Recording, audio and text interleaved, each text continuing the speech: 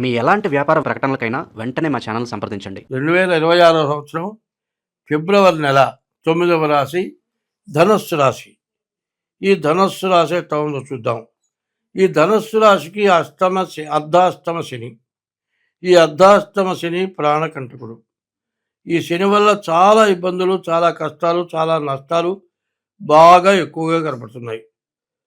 శుక్రుడు, రవి, రాహు బాగున్నారు. శుక్రుడు వల్ల వివాహం కావడానికి అవకాశం ఉంది. తర్వాత ఈ రాశి వాళ్ళకి ఏదైనా ఇంతకుముందు ఆస్తులు అమ్మి డబ్బులు రాక కానీ, ఏదైనా కోర్టు వ్యాజ్యాలుండి అది తెగక కానీ, ఆర్థికంగా బాగా ఇబ్బందులు ఉంటే కానీ, అప్పుల పాలై ఉంటే కానీ, మీకు రాకపోవటం వల్ల కానీ ఈ ఇబ్బందులన్నీ కూడా తీరుతాయి. వివాహం కావడానికి బాగా అవకాశం ఉంది. వివాహం కనుక అయి ఉంటే భార్యాభర్తలకు అనుకూలత ఉంటుంది. వివాహం అయి ఉంటే వెంటనే సంతానం కలగటానికి బాగా అవకాశం ఉంది. అయితే ఈ రాశికి చెప్పాలంటే మరి ముఖ్యంగా ధనస్సు రాశికి వచ్చేప్పటికల్లా మూల 4 పాదాలు, పూర్వాషాఢ 4 పాదాలు, ఉత్తరాషాఢ 1 పాదం, ఈ మొత్తం కలిసి ధనస్సు రాశి. ఈ ధనస్సు రాశికి అర్ధాష్టమ శని. ఈ శని పూర్తిగా ఇబ్బందికరంగా ఉన్నాడు. సప్తమంలో గురువు ఉన్నాడు. వివాహం కావడానికి అవకాశం ఉంది. కానీ అర్ధాష్టమ శని, ద్వితీయ కుజుడు, ఈ 2 గ్రహాల వల్ల వచ్చే ఇబ్బంది ఏంటంటే అనారోగ్యాలు రావడానికి, అనవసరమైన డబ్బులు ఖర్చు కావటానికి, యాక్సిడెంట్ అవటానికి, అనవసరమైన దండగమాల ఖర్చులు రావటానికి చాలా ఇబ్బందులుగా ఉన్నాయి. అనవసరమైన ప్రయాణాలు చేయకూడదు. ఏదైనా అనవసరమైన ప్రయాణాలు చేస్తే మాత్రం ఇబ్బంది పడతారు. ఎట్లా ఉంటుందంటే శనిగాడు పట్టాడు అంటాడు. ఎట్లా ఉంటాడంటే ఎవడెవడు వస్తాడు, అయ్యి ఊరికి నేను దూరం ఇంటికి కూర్చోటం, అట్లా తిరిగి వద్దాంపా అంటాడు. వీడెంబడి పెట్టుకుపోతాడు. వాడికి ఏం దెబ్బగలదు, ఎవడో గుద్దుతాడు, నీ కాలు చేయి ఎరుగుతుంది. ఇంట్లో కూర్చున్న వాడు పోయి చెయ్యి రగ్గొట్టుకోవడం, కాలు రగ్గొట్టుకోవటం, ఏమిట్లా ఇదే ఇంట్లో పని వాళ్ళు అంటారు, ఇంట్లో వాళ్ళు అంటారు. కాబట్టి ఈ రాశి వాళ్ళు ఏం చేయాలి? తన పని ముఖ్యమైన పనికే వెళ్ళాలి. అనవసరంగా వెళ్ళొద్దు. ఏదైనా యాత్రలకు వెళ్ళొద్దు. అనవసరమైన ప్రయాణాలు చేయొద్దు. ఎవరితోనైనా సరే అవసరం వచ్చినంత వరకే తప్పనిసరి అయితేనే మాట్లాడాలి. ఊరికినే బాతాకారు కొట్టి, ఊరికినే ఎవరినో బలకరించి ఇట్లాంటి పనులు చేయొద్దు. ఎట్లా ఉంటుందంటే ఆడ మనిషినైనా సరే బాగా పరిచయం మనిషి, ఇదివరకు నువ్వు మాట్లాడుతున్న మనిషితో కూడా పలకరిస్తే, ఎదురా నీకేం కావాలరా, నువ్వెవటా నన్ను పలకరిస్తావని ఎదురు తిరిగి తన్నే పరిస్థితి వస్తుంది. మరి ఇదివరకు నీతో మాట్లాడే మనిషి వాళ్ళు ఎందుకు ఇట్లా అయిందంటే నీ గ్రహస్థితి బాగుండకపోతేనే ఇట్లాంటి పరిస్థితులు వస్తాయి. కుజుడు ద్వితీయంలో ఉన్నాడు. అనారోగ్యాలు రావడానికి దోమకాటు వల్ల కానీ, మరి టైఫాయిడ్ కానీ, న్యూమోనియా కానీ, చికున్గున్యా కానీ ఇట్లాంటి జ్వరాలు రావడానికి బాగా ఇబ్బందికరంగా ఉంది. యాక్సిడెంట్ అవటానికి, మరి ఇంట్లో అందరు ఎవరికైనా సరే అనారోగ్యం వల్ల అనవసరమైన డబ్బులు ఖర్చు, ఉన్న డబ్బులు చాలక అప్పులు పాలైపోవటం, ఇట్లాంటి ఇబ్బందులు వస్తాయి. ఇట్లాంటి ఇబ్బందుల టైంలో డబ్బులు దొరక్కపోతే ఎక్కువ వడ్డీలకి స్వాధీనపు తాకట్లు కనుక ఆస్తులు పెడితే మీ ఆస్తులు తిరిగి రావు. కానీ ఇప్పుడున్న పొజిషన్ ఏంటంటే ఇంతకుముందు రాని డబ్బులు కూడా రావటానికి మంచి అవకాశం ఉంది. శుక్రుడు బాగున్నాడు, రవి బాగున్నాడు, రాహు బాగున్నాడు. అయితే గురువు, కుజుడు, శని, గురువు, కేతువు, ఈ 4 గ్రహాల్లో 3 పాపగ్రహాలైనవి. ఈ పాపగ్రహాల బలం ఎక్కువగా ఉంది. నలుగురు మంచివాళ్లలో ఒక్క దుర్మార్గుడు వస్తే ఈ నలుగురిని కూడా ఏదైనా చేయగలడు. దుర్మార్గుడిని నలుగురు కలిసి కూడా ఏం చేయలేరు. దుర్మార్గుడిని నలుగురు విడివిడిగా కూడా ఏమీ చేయలేరు. అట్లాంటి కష్టదశ అయిన టైము. కాబట్టి ఈ రాశి ఎట్లా వచ్చిందో చెప్పా కదా.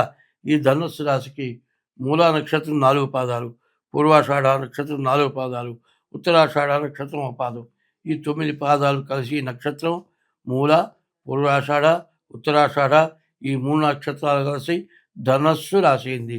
మీరేదో ఇష్టం వచ్చిన పేరు పెట్టి నాది ధనుస్సు రాశి అంటే అది జరగదు. ఎందుకంటే నువ్వు అనుకుంటానే పనికి వస్తుంది, కానీ నీది కరెక్ట్గా ధనుస్సు రాశి మాత్రం కాదు. ఏమంటే నాకు డేట్ ఆఫ్ బర్త్ లేదండి అంటే, డేట్ ఆఫ్ బర్త్ లేకపోతే హస్త సాముద్రిక ద్వారానైనా సరే మీ జాతకం చూసుకొని నీ రాశి ఏది, నీ లగ్నం ఏంటి అన్నీ కూడా వివరంగా చూసుకుంటే నీ జాతకం ఎప్పుడైనా మంచి కానీ చెడు కానీ తెలుసుకుంటానికి నీకు అవకాశం ఉంటుంది. కాబట్టి ఈ రాశివాళ్ళు ప్రత్యేకించి ప్రతిరోజు కూడా శివాలయానికి వెళ్ళి శివుడికి ప్రదక్షిణ చేయాలి, నవగ్రహాలకు ప్రదక్షిణ చేయాలి, శనివారం శనికి అభిషేకం, మంగళవారం కుజుడికి అభిషేకం చేసుకోవాలి. ఇది కాకుండా మీ డేట్ ఆఫ్ బర్త్ తెలిస్తే డేట్ ఆఫ్ బర్త్ ద్వారా కానీ హస్త సాముద్రిక ద్వారా కానీ మీ జాతకం చెప్పించుకోవడం చాలా మంచిది. జాతకం చూస్తే మీకు పూర్తిగా ఏమి చేయాలి, ఎట్లా చేస్తే మీరు ఇబ్బంది పడకుండా ఉంటారు. ఇప్పుడు ఉన్నటువంటి జాతకం ఎట్లా ఉందంటే ఉన్నది పోగొట్టుకునే పరిస్థితి కనపడుతుంది. ఉన్నది పోతే సంపాదించడం చాలా కష్టం. ఎట్లా ఉందంటే ఇప్పుడున్న పరిస్థితుల్లో 40 ఏళ్ల వరకే ఏ వ్యక్తి అయినా సంపాదించగలడు. 40 తర్వాత ఆయుష్ తగ్గిపోతుంది. ఆయుష్ అంటే జీవితం కాదు, ఒంట్లో శక్తి తగ్గిపోతుంది. ఏ పని చేయాలన్నా కష్టంగా ఉంటుంది. 40 వరకు హుషారుగా ఏదైనా పని చేస్తారు. 40 వరకు బాగా సంపాదిస్తారు. 40 సంవత్సరాల తర్వాత నువ్వు సంపాదించింది మొత్తం పోగొట్టుకుంటే ఒంట్లో శక్తి తగ్గిపోయిన తర్వాత మళ్ళీ సంపాదించగలవా? సంపాదించలేవు. అట్లాంటి పరిస్థితి రావాలా? అది పోగొట్టుకోవాలా? ఆలోచించుకోవాలి. 40 ఏళ్ళ దాకా సంపాదించింది పోగొట్టుకుంటే జీవితం చాలా వ్యర్థంట. దానికి ఒకటే చెప్పాడు, వయస్సులో పుట్టిన కొడుకన్నా ఉండాలట, వయసులో సంపాదించిన డబ్బన్నా ఉండాలట. రెండిట్లో ఏది లేకపోతే వాడి జీవితం వ్యర్థం అన్నారు. ఇప్పుడు పరిస్థితులు ఆలోచిస్తే వయసులో పుట్టిన బిడ్డ కూడా కొడుకు కూడా నేమి ఉపయోగపట్టలే. వాడు సంపాదించుకొని వాడు బతకటమే కష్టంగా ఉంది. నిన్ను బతికించడం చాలా కష్టం. కానీ వయసులో సంపాదించిన డబ్బు పోతే చాలా ఇబ్బంది వస్తుంది. కాబట్టి అట్లాంటి పరిస్థితి రాకుండా ఉండాలి అంటే డేట్ ఆఫ్ బర్త్ ద్వారా కానీ హస్త సాముద్రిక ద్వారా కానీ మీ జాతకం చూపించుకోవడం చాలా అవసరం. అట్లా చూపించుకొని తగిన శాంతి చేసుకోవాలి. ఆ దోషం పోతే మీరు నష్టపడకుండా ఉంటారు, సంపాదించుకోగలుగుతారు, మీ జీవితం మొత్తం బాగుపడుతుంది. జీవితంలో పూర్తిగా నష్టపడటానికి, చాలా ఇబ్బంది పడటానికి, చాలా కష్టాలు రావటానికి మళ్ళీ ఎట్లా ఉంటుందంటే ఈ టైంలో ఇక బతకటమే దండగా, ఏదో ఒకటి చేసుకొని చచ్చిపోదాం అన్నంత విపరీతమైన బాధ కలిగే పరిస్థితి కనపడుతుంది. దీని నుంచి మీరు బయటపడాలి అంటే మాత్రం తప్పనిసరిగా మీరు జాగ్రత్త పడాలి. ఎప్పుడైనా సరే చిన్న విషయం ఒకటి చెబుతా. కాలు వెళుతున్నాం, బొట్టన వెదకు దెబ్బ తగిలింది, గోరు లేచిపోయింది, వేలు నిండా మట్టి అయింది, రక్తం కారుతోంది. ఈ గోరు మళ్ళీ తిరిగి రావాలంటే ఈ గోరు ఊడిపోయి కొత్త గోరు రావాలి. ఇది వచ్చేప్పటికి 6 నెలలు పడుతుంది. ఈ లోపల పుండు మానాలి అంటే సెప్టిక్ కాకుండా ఇంజెక్షన్ చేయించుకోవాలి, దాన్ని కట్టాలి. జాగ్రత్తగా వేలు రోజు కాళ్ళు కడుక్కుంటే తడుస్తుంది. మట్టి నేలలో పోతే మట్టి అంటుతుంది. ఇదంతా దెబ్బ తగలకుండా జాగ్రత్తగా చూసుకుంటేనే వేలు వల్ల శరీరం మొత్తం దెబ్బతింటుంది. అట్లాగే పూజ శనుల వల్ల నీ జీవితమే దెబ్బతినే లక్షణం ఉంది. కాబట్టి ఎంత జాగ్రత్త పడితే అంత మంచిది. స్వస్తి.